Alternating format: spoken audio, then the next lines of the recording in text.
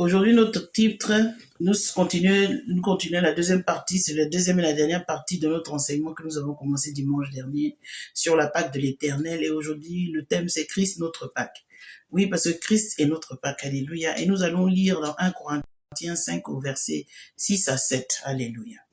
1 Corinthiens 5, 6 à 7. Je lis la parole de Dieu au nom de Jésus. Il dit, c'est bien à tort que vous vous glorifiez. Ne savez-vous pas qu'un peu de levain fait lever toute la pâte, et faites disparaître le vieux levain, afin que vous soyez une pâte nouvelle, puisque vous êtes sans levain, car Christ, notre Pâque, a été immolé. Célébrons donc la fête non avec du vieux levain, mais avec un levain de malice, non avec un levain de malice et de méchanceté, mais avec des pains sans levain de la pureté et de la vérité. Je vais m'arrêter là, j'ai un peu débordé. Alléluia. Donc, Christ, notre Pâque, a été immolé. Nous avons pris 7 jours de jeûne pour sortir de levain de nos vies, sortir le levain qui représente la méchanceté et la malice, qui représente le péché, qui représente tout ce qui ne glorifie pas le nom du Seigneur. Alléluia. Et aujourd'hui, nous allons regarder au thème Christ, notre Pâque. Pourquoi Christ est notre Pâque? Christ, notre Pâque. Définition, qui est Christ? Christ, c'est du grec Christos, qui est la traduction du terme hébreu Mashiach, dont le français dit le Messie, signifiant loin du Seigneur, c'est-à-dire une personne consacrée à une onction divine. Maintenant, nous savons que c'est un adjectif possessif qui signifie qui est à nous, qui nous appartient. Donc, Christ est la Pâque qui nous appartient. Alléluia. Et Pâque, sans S, je précise, c'est la fête juive qui commémore le départ d'Égypte des Hébreux où l'on mange le pain azimé sans levain. Alléluia. Amen. Tout à l'heure, je vais vous montrer le pain azimé. Je vais vous montrer le vin pour les sacerdoces, pour prendre la Sainte Seine. C'est pas le vin qu'on vend dans les supermarchés, toutes sortes de vins, non. Il y a un vin bien précis, donc le fruit de la vigne. Alléluia. Tu as l'impression que quand tu le sens, tu as l'impression de sentir du vin, mais en réalité, ce n'est pas alcoolisé. Amen. Donc, un peu de levain fait lever toute la pâte. Alléluia. C'est ce que nous avons lu dans 1 Corinthiens 5 au verset 6 et 7. Un peu de levain. Dans la Bible, le levain qui produit la fermentation, c'est le levain qui produit la fermentation. Alléluia. Et le symbole de ce qui se répand dans tout et qui corrompt la vérité. Donc, le levain qui fait lever la pâte, c'est le mensonge plus ou moins qui corrompt la vérité. Il y a des gens, ils ne peuvent pas faire une phrase sans dire au moins 5 mensonges. Alléluia. Et c'est terrible. Il y a des gens qui ne peuvent pas parler sans mentir. Leur vie, c'est le mensonge. Il y a des gens qui se sont créés une vie qui est basée sur le mensonge, qui est remplie de mensonges. Alléluia. Mais que le Seigneur nous délivre de ces choses-là. Donc, le levain qui corrompt la vérité, qui corrompt la justice et qui corrompt la vie spirituelle de l'être humain. Ça corrompt nos vies. On va lire Galates 5, versets 7 à 9 pour mieux illustrer ça. Galates 5, versets 7 à 9. Pour que nous comprenions mieux ce dont je parle. Donc, Galates 5, verset 7 à 9 dit, vous courriez bien, qui vous a arrêté? C'est une question que l'apôtre est en train de demander aux Galates pour vous empêcher d'obéir à la vérité. Tu courais bien, mais qu'est-ce qui t'a empêché de répondre, comment on appelle ça? Qui t'a empêché d'obéir à la vérité? Alléluia. Je vous en prie, je suis en direct, ne m'appelez pas, parce que ça empiète sur le direct. Merci. Donc, vous courriez bien. Qui vous a arrêté pour vous empêcher d'obéir à la vérité? Et cette influence ne vient pas de celui qui vous appelle. Un peu de levain fait lever toute la pâte. Donc, c'est Dieu, il dit que tu cours bien. Mais qui t'a arrêté pour t'empêcher d'obéir? Donc, le levain là t'empêche d'obéir. Le levain t'empêche de continuer ta course. Le levain t'arrête sur ta couche. Un peu de levain fait lever toute la pâte. Le levain corrompt ta marche avec le Seigneur. Alléluia. Donc, ici, Paul compare le levain au processus par lequel le péché, la méchanceté s'infiltre lentement à travers une communauté chrétienne. La communauté chrétienne avançait bien. Et puis, malheureusement, le levain est rentré. Le levain a corrompu toute l'assemblée. Le levain a corrompu certaines personnes. Le levain a contaminé certaines personnes. Et ça fait que la marche de l'assemblée s'est arrêtée. Il dit, tu courais bien. La marche de l'assemblée s'est arrêtée. Le Dieu que tu servais, tu as arrêté de le servir pleinement à cause du levain. Tu vas te dire cet après-midi, je refuse d'être contaminé par le levain. Je refuse d'être contaminé par le levain. Et toute église, toute assemblée qui ne prend pas de mesures radicales contre l'immoralité sexuelle parmi ses membres constatera que l'influence du mal se répand dans l'assemblée et infecte plusieurs. Oui, quand il y a un problème, quand il y a une gangrène, quand il y a une immoralité dans l'église, surtout sexuelle, il faut l'arrêter. Il faut la dénoncer et il faut l'arrêter. Alléluia. Avec des mesures radicales. Bien-aimé, le péché doit être extirpé rigoureusement. Sinon, la communauté chrétienne tout entière ne tardera pas à être corrompue et le Saint-Esprit banni de l'église. Quand la communauté chrétienne est corrompue, le Saint-Esprit sort de l'église. Bien-aimé, le Saint-Esprit n'est plus là. Si vous êtes dans des assemblées où le péché abonde, où le péché est monnaie courante, le Saint-Esprit n'est plus là. Parce qu'il ne marche pas dans ce genre de choses. Mais qui est Christ? Qui est Christ? Et nous allons le lire dans Matthieu 16, versets 13 à 17. Qui est Christ? La Bible dit, Jésus étant arrivé dans le territoire de Césarée de Philippe, demanda à ses disciples, qui dit-on que je suis, moi, le Fils de l'homme? Ils répondirent, les uns disent que tu es Jean-Baptiste, les autres Élie, les autres Jérémie, ou l'un des prophètes. Et vous, leur dit-il, qui dites-vous que je suis? Simon répondit, tu es le Christ, le Fils du Dieu vivant. Jésus, reprenant la parole, lui dit, tu es heureux, Simon, fils de Jonas, car ce ne sont ni la chair ni le sang qui te l'ont révélé, car c'est mon Père, mais c'est mon Père qui est dans les cieux. Alléluia. Pierre, selon son attitude et son caractère, prend la parole, mais il apprend au nom de tous. Pierre avait un caractère fougueux. Pierre était un zélé. Souvent, son zèle était un peu amer, mais il était zélé pour le Seigneur. Alléluia. Amen. Amen. Et à cause de son caractère, il prend la parole au nom de tous. Il dit, oui, tu es le Christ, le Fils de Dieu. Mais Jésus lui répond tellement bien, il dit, ce n'est pas ta chair là qui t'ont révélé ça. Parce que si c'est ta chair, Pierre, toi, tu ne peux pas connaître ça. Parce que tu es tellement dans la chair, Pierre. La chair prend le dessus sur toi. Et pour Pierre, la chair était son levain. La chair était son problème. Sa chair le dominait. Alléluia. Donc le Christ, j'ai dit tout à l'heure, le Christ en grec et le Messie en hébreu ou en français signifie loin de l'éternel, la plénitude de l'Esprit de Dieu. Donc Christ était la plénitude de l'Esprit de Dieu parmi les hommes. Pierre voyait donc en Jésus-Christ l'accomplissement de toutes les promesses. Mais qu'est-ce que tu vois en Jésus-Christ? Est-ce que Christ est réellement ta Pâque en ce jour de Pâques? En ce jour de célébration, en ce jour de commémoration, est-ce que Christ est ta Pâque? Est-ce que Christ est l'accomplissement de toutes les promesses de Dieu ou bien tu cherches encore des promesses ailleurs? Alléluia. Est-ce que Christ est la réalisation divine de l'ancienne alliance tout entière? Parce que d'autres disent que l'ancienne alliance n'est plus de valeur. Non, Christ, il est l'accomplissement de l'ancienne alliance. Le libérateur promis à Israël et au monde. Alléluia. C'est en Christ. Christ notre Pâque. Alléluia. Aujourd'hui, nous parlons de Christ notre Pâque. Nous devons remettre les choses dans leur contexte. D'autres sont en train de célébrer un Christ qui est mort. D'autres sont en train de célébrer un Christ qui est encore petit et qui est dans la crèche, qu'on prend et qu'on promène partout. Alléluia. Alléluia. Amen. Christ, notre Pâque. Ce Messie dont Pierre parlait ici au travers, donc Pierre parlait, a déclaré ici et que l'apôtre Paul a retranscrit, celui qui est le même là, la perfection de Dieu, la parfaite révélation de Dieu, ce Christ. Alléluia. La signification de ce nom n'a été comprise que par les apôtres qu'après la résurrection de Christ. Tant que Christ était au milieu d'eux, en tant qu'il n'était pas encore allé à la croix, ils n'avaient pas encore compris la signification de son nom Christ. C'est quand il est allé à la croix qu'ils ont compris, avec l'influence du Saint-Esprit à la Pentecôte, qu'ils ont compris. Je vous donne rendez-vous à la Pentecôte, je vais vous enseigner sur la dimension prophétique de la Pentecôte et vous allez comprendre. Alléluia. Donc pour bien marquer la portée de sa confession, Pierre ajoute au nom de Jésus une épithète, donc c'est un mot, une locution qui se rattache à un nom, auquel elle est le plus souvent liée ou directement. Liée directement. Donc ici, l'épithète, fils du Dieu vivant. C'est ça qu'est l'épithète. Alléluia. L'opposant ainsi aux idoles sans vie qu'adorent les hommes. Quelle est cette idole que tu adores? Je suis venu te parler de Christ à Pâques. Ceux qui célèbrent la Pâque de l'Éternel aujourd'hui. Christ à Pâques. Tu dois savoir pourquoi il est à Pâques. Alléluia. Amen. Il est le fils du Dieu vivant. Ça, c'est l'épithète que Pierre a ajouté à sa phrase. Tu es le Christ, le Fils du Dieu vivant. Alléluia.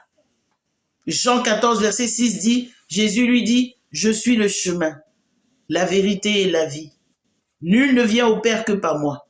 Il y en a qui disent que tous les chemins mènent à Dieu. Moi, je suis venu te dire que tous les chemins ne mènent pas à Dieu. Jésus est le chemin, il est la vérité et la vie. Il est le seul chemin qui mène au Père. Il est la Pâque, la vraie Pâque de l'Éternel. Alléluia. La raison humaine cherche toujours au loin ce que la parole de Dieu lui présente tout près. Pourquoi aller chercher loin? Pourquoi aller chercher loin ce que Dieu te donne sur un plateau d'or? Ainsi, Marthe reléguait dans un lointain avenir l'espérance de la résurrection de son frère Lazare. Et Jésus lui dit, c'est moi qui suis la résurrection. C'est moi qui suis la vie. Lazare n'a pas besoin d'attendre à la fin des temps pour ressusciter. Aujourd'hui même, Lazare ressuscite parce que je suis la vie et la résurrection. Alléluia. Thomas aussi prétend ignorer le chemin et il l'a devant lui. Et Jésus lui répondit, c'est moi qui suis le chemin. Jésus ne dit pas qu'il montre le chemin. Il n'a pas dit, je montre le chemin. Ou attendez, je vais vous frayer le chemin. Il dit, non, je suis le chemin. Ça veut dire que tu ne peux pas arriver au Père sans passer par Jésus. Alléluia. C'est Jésus qui conduit au Père. Il n'y a pas une autre entité qui va te conduire au Père, si ce n'est que Jésus. Alléluia. Jésus ne dit pas qu'il montre le chemin, qu'il conduit au Père. Ce qu'il dit, c'est qu'il est le chemin. Il est la vérité et il est la vie. Alléluia.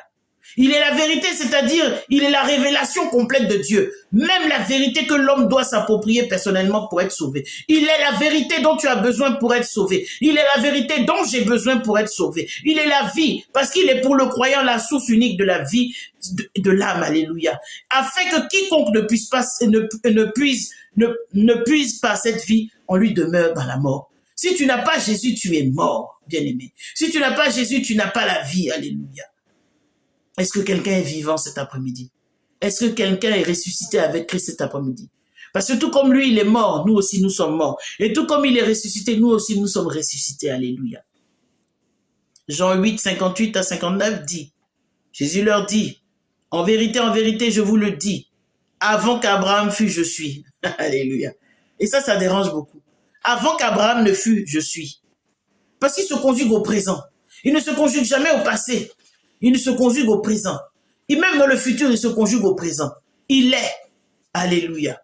Là-dessus, ils prirent des pierres pour les jeter contre lui. Mais Jésus se cacha et sortit du temple. Alléluia. En grec, avant qu'Abraham naquit à l'existence, moi je suis. Ça veut dire que c'est moi qui suis le père d'Abraham en réalité. Vous dites que je suis le Dieu d'Abraham, d'Isaac et de Jacob. Mais c'est moi qui ai créé Abraham. Avant qu'Abraham ne soit dans le sein de sa mère, moi je suis. Il n'a pas dit j'étais, il dit je suis. Parce qu'il se conjugue au présent. Le devenir appartient à tout ce qui est créé. L'être absolu, éternel, appartient à Dieu seul. Et c'est dans ce sens que Jésus parle ici. Parce que Dieu, personne ne l'a créé. Il est Dieu. Il est le commencement. Il est la création. Alléluia. Il faut bien remarquer ce présent. Je suis. Jésus ne dit pas j'étais. Alléluia. Comme voudrait la grammaire. Alléluia. Et comme traduit d'autres versions. Mais il dit je suis. Il se conjugue au présent. Jésus se conjugue au présent. Il ne se conjugue pas au passé. Il ne se conjugue pas dans n'importe quel temps, au participe passé. Il se conjugue au présent. Alléluia. Exode 3, verset 14. Dieu dit à Moïse, je suis celui qui suis. Et il ajouta, c'est ainsi que tu répondras aux enfants d'Israël. Celui qui s'appelle je suis m'a envoyé vers vous. Alléluia. Le Seigneur s'est lui-même donné le nom je suis celui qui suis. Toi tu dis non. C'est pas ça. Lui-même il dit que c'est son nom. Toi tu dis non. Alléluia. C'est de ce je suis celui qui suis là qui est tiré le nom Yahweh. Donc tu acceptes Yahweh, mais tu n'acceptes pas Jésus comme étant le nom de Dieu. Alléluia.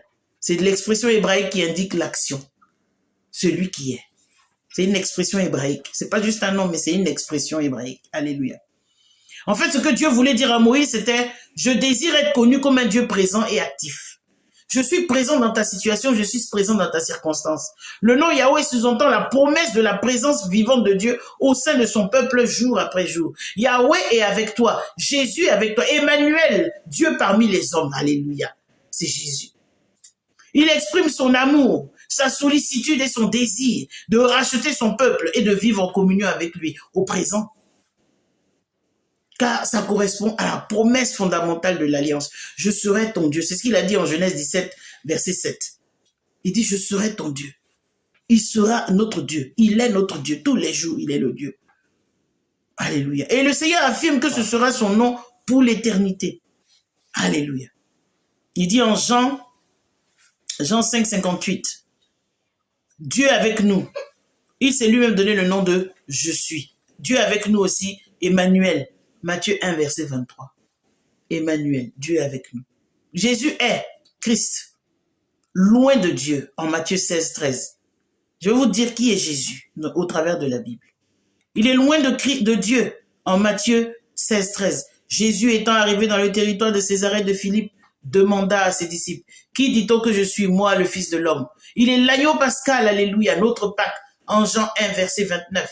Le lendemain, il vit Jésus venant à lui et il dit, « Voici l'agneau de Dieu qui ôte le péché du monde, alléluia. » L'admirable conseiller d'Ésaïe 9, verset 5 à 6. Car toute chaussure qu'on porte dans la mêlée et tout vêtement guerrier roulé dans le sang seront livrés aux flammes pour être dévorés par le feu. Car un enfant vous est né, un fils vous a été donné et la domination reposera sur son épaule. On l'appellera l'admirable conseiller, Dieu puissant, Père éternel, prince de la paix. Alléluia. Ésaïe 9, verset 5 à 6. Il est l'admirable conseiller. Il est le bon berger de Jean 10, verset 11. Alléluia. Je suis le bon berger. Le bon berger donne sa vie pour ses brebis. Il est l'époux en 2 Corinthiens 11, verset 2. Car je suis jaloux de vous, d'une jalousie de Dieu, parce que je vous ai fiancé à un seul époux pour vous présenter à Christ comme une vierge pure. Alléluia. Il est la porte de Jean 10, 9.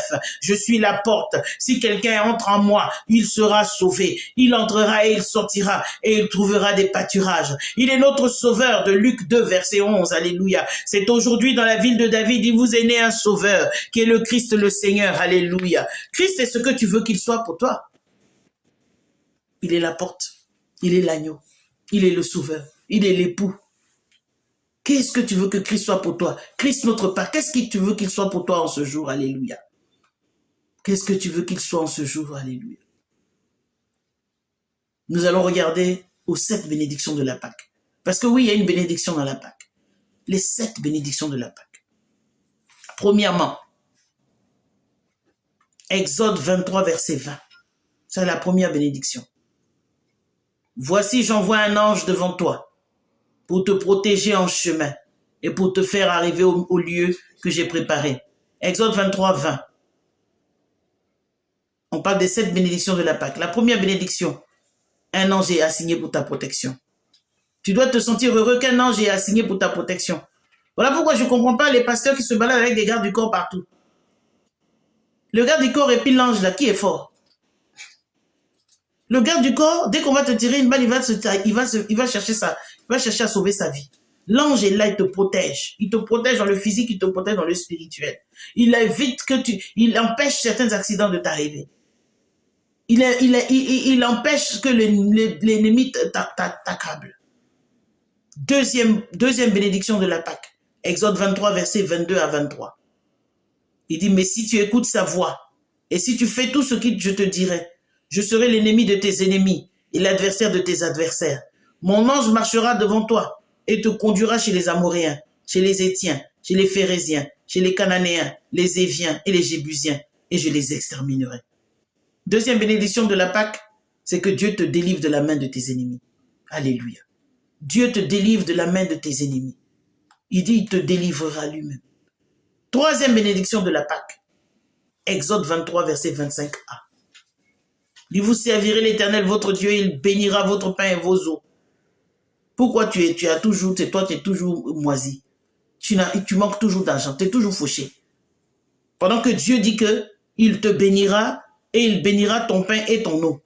Ça veut dire que tu ne manqueras jamais à manger ni à boire. Tu ne manqueras jamais de ressources. Mais toi, c'est toujours toi qui es dans le besoin. Dieu te rend prospère. C'est la troisième bénédiction de la Pâque. La prospérité est ton partage. Alléluia. Quatrième bénédiction de la Pâque. Exode 23, verset 25b. Ça y est, la deuxième partie de ce verset que j'ai lu tout à l'heure. Il dit, et j'éloignerai la maladie du milieu de toi. Dieu éloigne la maladie loin de toi. Ça, c'est la quatrième bénédiction de la Pâque. La maladie ne doit pas être ton partage. Tu ne peux pas être un enfant de Dieu. Respecter ce que Dieu te demande de faire. Sortir de 7 jours de préparation de la Pâque. Être restauré. Et puis tout de suite tomber malade. C'est pas possible. C'est qu'il y a quelque chose qui ne va pas. Ça, c'est la 4e bénédiction de la Pâque. Dieu éloignera la maladie de loin de toi. La 5e bénédiction de la Pâque. Exode 23, verset 26. Il n'y aura dans ton pays ni femme qui avorte, ni femme stérile, et je remplirai le nombre de tes jours. Il te donnera une longue vie. Il dit, le plus jeune parmi vous mourra à 70 ans. Il y a des gens qui disent qu'ils servent Dieu.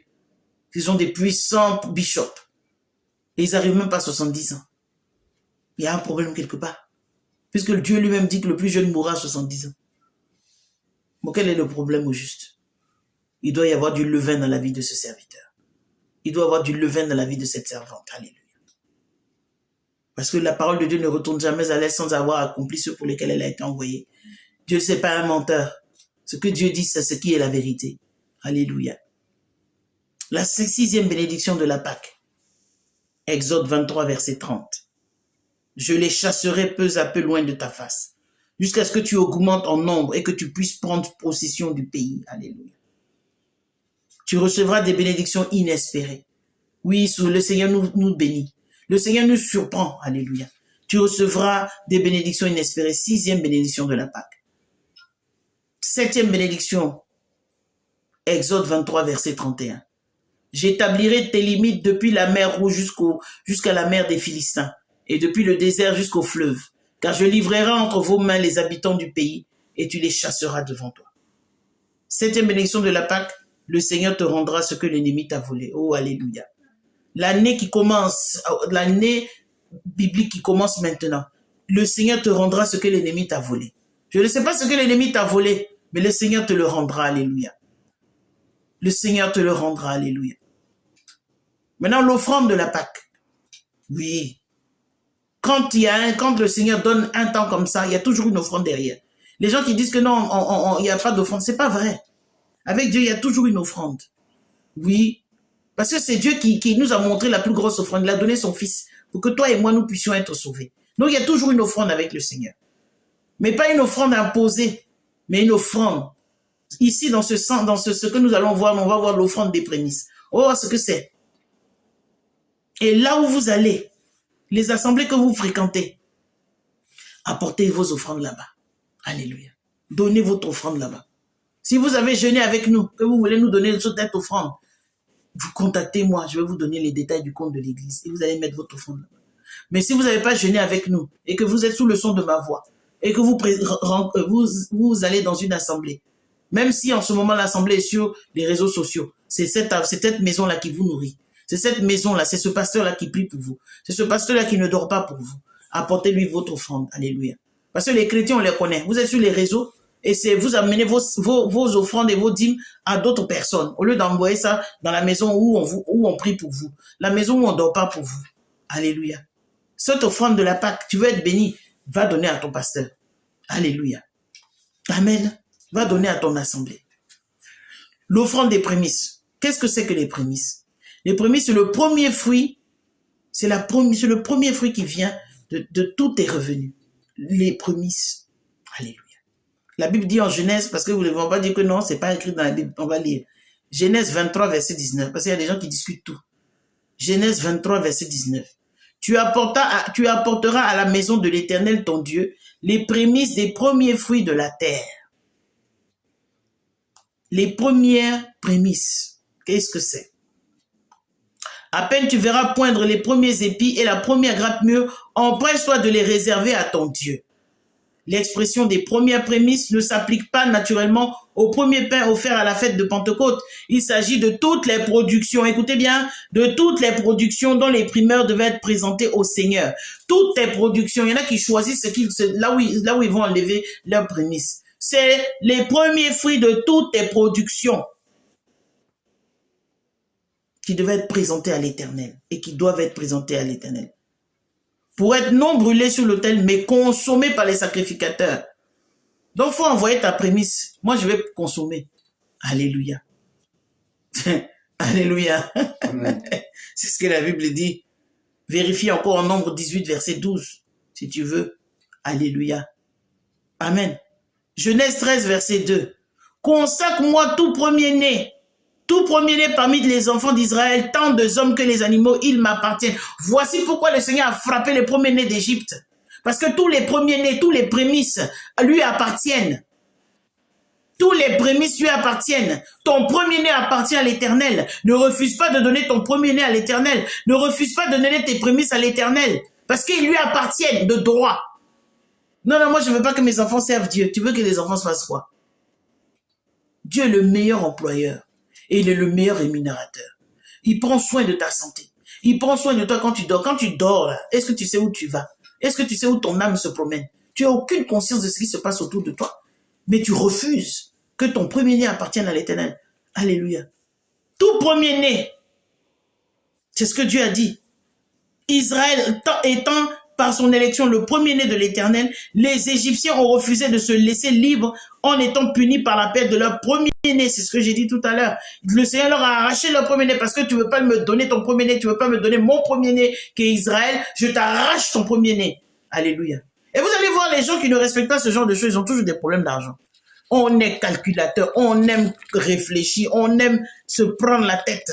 Alléluia. On se croit plus intelligent que Dieu. Dieu qui t'a donné, tu crois qu'il ne sait pas ce que tu as? Il sait, puisque c'est lui qui t'a donné. Mais on aime calculer. Non, ça là, si je donne ça, la prophétesse va faire ça avec. Peut-être elle va aller s'acheter une chaussure. Peut-être elle va s'acheter un sac. Ton problème, il est où? Il est où ton problème? Alléluia. Parce que ta promesse doit être consommée par le sacrificateur. Non, si je consomme, si j'ai acheté à manger, j'ai acheté... C'est pas ton problème. Alléluia. Ce n'est pas ton problème. Et voilà où on se prend les malédictions parce qu'on a toujours quelque chose à raconter. Alléluia. Tu as fait ton jeûne de 7 jours. Tu as enlevé le levain de ta vie. Ne laisse plus le levain rentrer encore dans ta vie. Les esprits de murmure, de critique et de sorcellerie. Il ne faut plus les laisser rentrer dans ta vie. Alléluia. Que cette année soit une année de bénédiction. Que toutes les bénédictions que j'ai citées, ce soit ton partage. Alléluia. Dont le premier-né, ta prémisse. Alléluia. Tes prémices. On n'aime pas donner à Dieu, mais on veut que Dieu nous donne. On n'aime pas donner à Dieu, mais on veut que Dieu nous protège. Dieu protège mes enfants, garde mes enfants. Mais il dit ton premier-né lui appartient. Tu n'es pas prêt pour Dieu, mais tu veux que Dieu soit prêt pour toi. Dieu n'est pas un imbécile, hein? Il n'est pas idiot. Alléluia. Nous allons regarder à la dimension prophétique de la Pâque. Parce qu'il y a une dimension prophétique aussi au niveau de la Pâque. Alléluia. Parce qu'au Dieu des chrétiens en général, la Pâque contient un symbolisme prophétique, normalement. Un symbolisme prophétique très riche qui parle de Jésus-Christ. Et nous allons voir la dimension prophétique de la Pâque. Et c'est dans tout le livre d'Exode au chapitre 12. Je ne vais pas tout lire, je vais vous citer. Et vous, en votre temps, lisez Exode 12. Alléluia. Lisez Exode 12. Je ne vais pas être très long parce je vais vous montrer la scène et chacun va, dans chez lui, va faire sa scène. Je vous ai montré en semaine, j'ai mis la photo du vin sans alcool et puis du pain sans levain. Je vais vous montrer ça tout à l'heure. Premièrement, première dimension prophétique de la Pâque. Toute la Pâque parle de la grâce salvatrice de Dieu. Exode 12. Toute la Pâque parle de la grâce salvatrice de Dieu. Si Dieu a conduit les Israélites hors d'Égypte, ce n'est pas parce qu'ils le méritaient. Hein? Dieu ne nous sauve pas parce qu'on le mérite, bien aimé.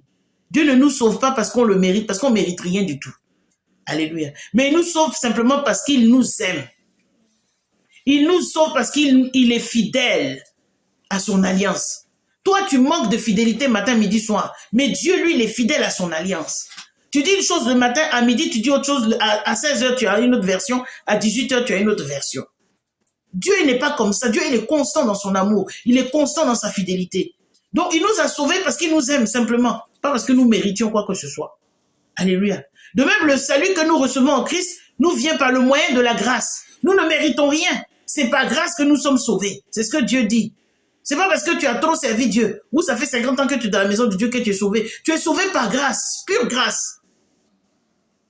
Deuxième dimension prophétique de la Pâque. L'application du sang de l'agneau sacrifié sur l'encadrement des portes. Alléluia. Je vous ai dit la semaine dernière que ça représentait la croix. Le linteau des portes, c'est la croix. Alléluia. Donc l'application du sang de l'agneau sacrifié sur l'encadrement de la porte de chaque maison avait pour but de sauver la vie des premiers-nés israélites. Parce que le sang n'était pas là pour sauver les seconds, les cadets et tout le reste. C'était là pour les premiers-nés. Oui. Parce que ce sont tous les premiers-nés d'Égypte qui ont été frappés. Ce n'est pas toutes les maisons d'Égypte qui ont été frappées.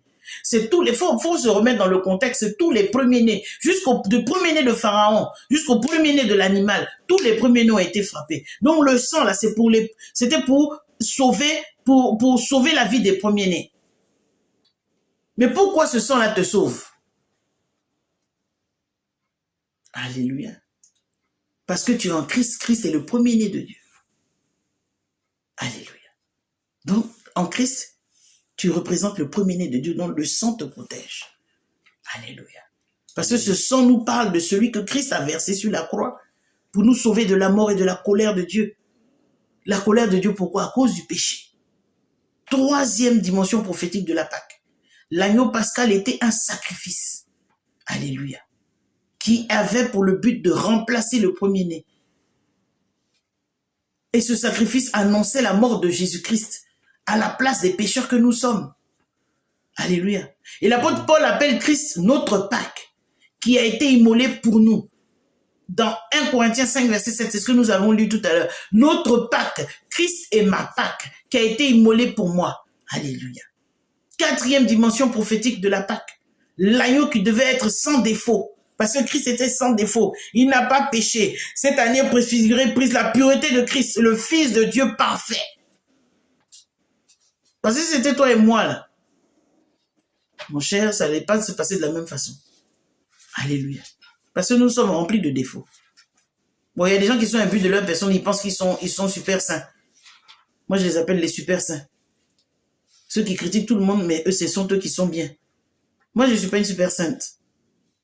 J'ai mes défauts. Je ne suis pas parfaite. Et c'est pour ça que Jésus est mort à la croix pour moi. Alléluia. Cinquième dimension de la Pâque. Dimension prophétique. La participation au repas pascal montrait que la communauté israélite s'identifiait à la mort de l'agneau qui les sauvait de la mort physique. Donc la Pâque que nous allons prendre, le repas du Seigneur que nous allons prendre, ça nous identifie à la mort de l'agneau.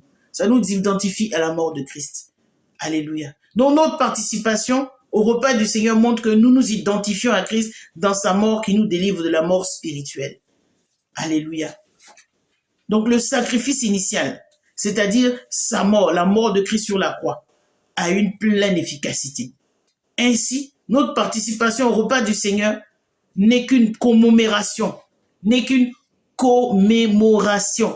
que nous célébrons en mémoire de Christ. On va lire 1 Corinthiens 11, verset 24. 1 Corinthiens 11, verset 24. Il dit quoi? Elle dit, verset 24, et après avoir rendu grâce, le rompit et dit, ceci est mon corps qui est rompu pour vous, faites ceci en mémoire de moi. C'est là où les gens se tombent, ils disent que Dieu, la Bible dit que faites ceci chaque fois que vous vous réunissez. Ce n'est pas écrit là. Il dit faites ceci en mémoire de moi. Voilà. En se souvenir de lui. Une commémoration. Et nous savons qu'une commémoration se fait chaque année. On ne fait pas ça tous les dimanches ou every other day. Alléluia. Sixième dimension prophétique de la Pâque. L'aspersion du sang sur l'encadrement de la porte a été un geste de foi et d'obéissance. C'est par la foi et l'obéissance que toutes les bénédictions descendent sur toi. Si tu n'as pas foi, que tu n'obéis pas, tu n'as pas ta place en Jésus. Parce que c'est par la foi que nous sommes sauvés. C'est par l'obéissance que nous sommes sauvés. Il y a des gens, ils choisissent ce qu'ils peuvent, à quoi obéir dans la parole de Dieu et à quoi ne pas obéir. Si tu tries là, au dernier jour aussi, on va te trier. Alléluia. Dieu aussi va trier ce qu'il va prendre, à quoi il va regarder pour te sauver et puis ne pas te sauver. On ne trie pas avec Dieu. Toute la parole de Dieu est bonne à prendre. On ne choisit pas. Alléluia. Et cette expression de foi a apporté la rédemption par le sang. Le salut par le sang de Christ ne s'obtient que par l'obéissance de la foi. Hello? Ne s'obtient que dans l'obéissance de la foi. Le salut par le sang de Christ. C'est comme ça qu'il s'obtient. Et septième dimension prophétique de la Pâque, l'agneau pascal devait être consommé avec du pain sans levain. On sait que dans la Bible, Le levain symbolise le péché et la corruption. Et le pain sans levain représentait donc la séparation des rachetés, délivrés de l'esclavage d'Égypte, c'est-à-dire le monde et du péché. Ainsi, le peuple racheté de Dieu est appelé à se consacrer à Dieu seul. Bien-aimé, tu peux aller me chercher le vin et les trucs, je vais montrer. Alléluia. L'obéissance de la foi. Aujourd'hui, nous allons prendre le repas pascal, le repas du Seigneur. Je vais vous juste simplement nous montrer le vin sacerdotal, le vin sans alcool, le fruit de la vigne, et puis le pain sans levain. Si tu ne peux pas te procurer le pain sans levain ou le vin, ce vin-là, tu peux prendre du jus de raisin. Et puis tu prends les pains flatbread là. Voilà. Voilà le vin, le fruit de la vigne. Et voici le pain. Je vais vous montrer le pain sans levain. Amen. Donc dans vos maisons, je vous ai déjà expliqué la semaine dernière qui peut prendre le repas du Seigneur. Ce n'est pas une question de baptiser. Voilà. Donc, vous prenez ça. Voilà le pain sans levain. Voilà. Le pain. Voilà. Donc, vous prenez ça chez vous. Vous pouvez vous en procurer. Si vous ne pouvez pas vous en procurer, procurez-vous du pain, les pains des Arabes, les flatbread, et vous pouvez faire ça avec. Amen. Donc, bien aimé, Christ est ici pour nous sauver. Tout le sacrifice de la croix, la Pâque, est là pour nous sauver. Et il frappe à la porte de ton cœur cet après-midi. Si tu es sous le son de ma voix, que tu n'as jamais fait de Jésus le Seigneur et le Sauveur de ta vie, je t'invite à l'accepter cet après-midi. Alléluia. Et avant que je ne vous laisse, je vais faire une prière pour recevoir le Seigneur. Si tu as écouté cette parole, si tu as écouté ce message, et que tu sais dans ton cœur que tu t'es éloigné du Seigneur et que tu voudrais revenir à ton Dieu, je vais t'inviter à faire cette prière avec moi pour recevoir le Seigneur Jésus-Christ comme ton Seigneur et ton Sauveur. Tu vas dire avec moi, Père, il est écrit dans ta parole que si je confesse de ma bouche que Jésus est Seigneur et que je crois dans mon cœur que tu l'as ressuscité d'entre les morts, je serai sauvé. Aussi, Père, je confesse que Jésus est mon Seigneur. Je le fais maintenant Seigneur de ma vie. Je crois dans mon cœur que tu as ressuscité Jésus d'entre les morts. Je renonce à ma vie passée avec Satan et je ferme les portes à toutes ces manipulations. Je te remercie de m'avoir pardonné mes péchés. Jésus est mon Seigneur et je suis une nouvelle créature. Les choses anciennes sont passées. Maintenant, toutes choses sont devenues nouvelles. Au nom de Jésus. Que Dieu vous bénisse abondamment et bon dimanche pascal. Je vous laisse maintenant dans vos maisons sur le passage de Corinthiens que nous avons lu, la révélation que Paul a eue du Seigneur Jésus. Alléluia. Je vous dis que cette révélation que Paul a eue du Seigneur Jésus, s'il fallait faire la Sainte Seine autrement, le Seigneur allait lui révéler cela. Alléluia. 1 Corinthiens 11, verset 23, verset 30. Et je vais le lire et c'est sur ça que je vais m'arrêter. Il dit, car j'ai reçu du Seigneur ce que je vous ai enseigné. Il y a des choses que Paul a dites de lui-même. Il y a des choses que le Seigneur lui a dit par son esprit. Donc, ce que Dieu a dit par son esprit là, c'est ce que nous devons prendre en compte. C'est sur ça que nous devons marcher. Donc, je continue. Car j'ai reçu du Seigneur ce que je vous ai enseigné. C'est que le Seigneur Jésus, dans la nuit où il fut livré, prit du pain. Et après avoir rendu grâce, le rompit et dit, ceci est mon corps, qui est rompu pour vous. Faites ceci en mémoire de moi. De même, après avoir soupé, il prit la coupe et dit, cette coupe est la nouvelle alliance en mon sang. Faites ceci en mémoire de moi, toutes les fois que vous en boirez. Car toutes les fois que vous mangez ce pain et que vous buvez cette coupe, vous annoncez la mort du Seigneur, jusqu'à ce qu'il vienne.